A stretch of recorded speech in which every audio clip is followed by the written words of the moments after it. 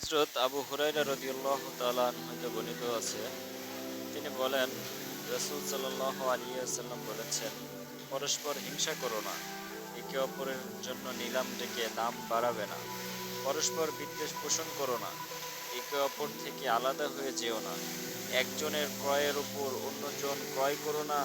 হে আল্লাহর বান্দাগণ, পরস্পর ভাই ভাই হয়ে যাও। মুসলিম মুসলিমের ভাই, সে তার উপর জুলুম করে না এবং তাকে সঙ্গীহীন ও সহায়হীনভাবে ছেড়ে দেয় না। সে তার কাছে মিথ্যা বলে না ও তাকে অপমান করে না। তাকওয়া হচ্ছে এখানে, তিনি নিজের বুকের দিকে তিনবার ইশারা করেন।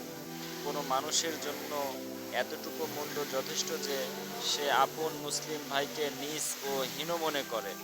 এক মুসলিমের রক্ত, সম্পদ ও মাল সম্মান অন্য মুসলিমের জন্য হারাম।